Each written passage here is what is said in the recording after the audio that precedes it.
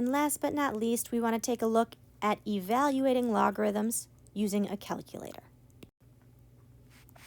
A common logarithm is a logarithm with base 10. That's what your calculator is automatically programmed with. Right? If we have a logarithm with base 10, right, we don't have to show the base at all.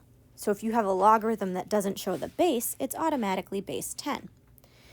If we have what we call a natural logarithm, that's a logarithm with a base e.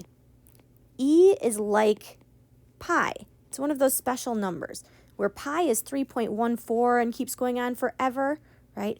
E is about 2.72. It's really 2.718282, and it keeps going forever just like pi. It's used a lot in things like finance formulas, where our amount that we end up with is the principal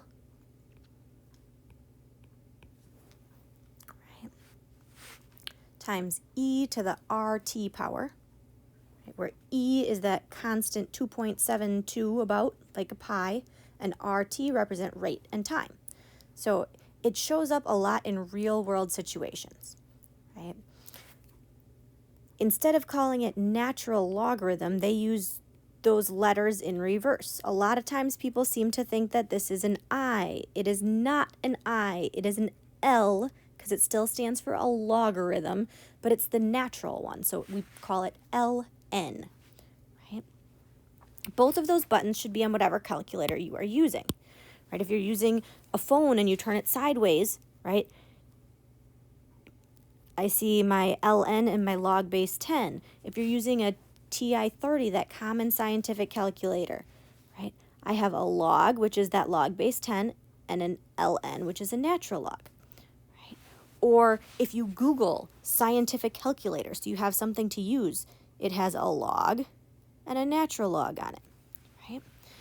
Depending on the calculator, you might have to type in the number first and then hit that button, or you might have to type in that button and then hit the number, okay? If you're using the TI-30 for sure, you're going to type in the number first. The other ones, it depends a lot on what it is. So I want you to try and make sure you try both of these examples so that we know that you know how to type it in correctly. So when I look at letter A, it just says log of 8, right? That really means log base 10 of 8. So 10 to what power equals 8? Since 8 is smaller than 10, my power must be a fraction, or it must be smaller than 1, right?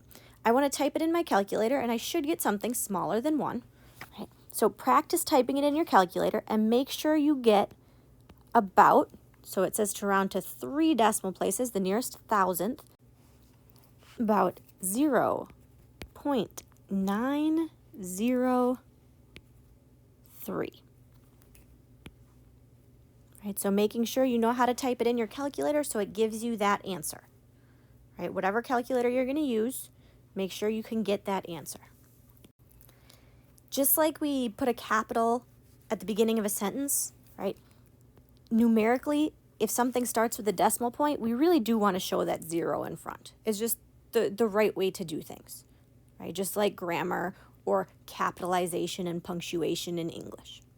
Okay, so please, if something's less than 1, show the 0 in front of that decimal place.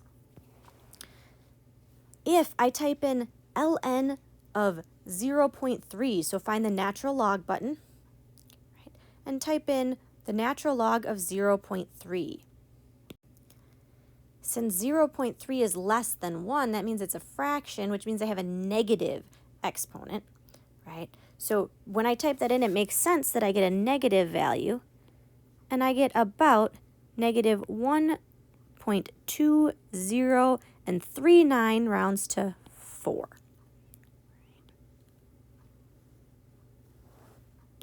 So making sure whatever calculator you're using, you got the same numbers for these two problems, so that when you go and practice some, you get the correct answers. In the next couple days, as we look at more of this stuff, especially as we look at real-world applications, right, most of the time, real world problems don't work out to be nice whole numbers, right? We're going to get these messy decimals, which means we have to know how to use our calculator. So go ahead and try a few problems on your own.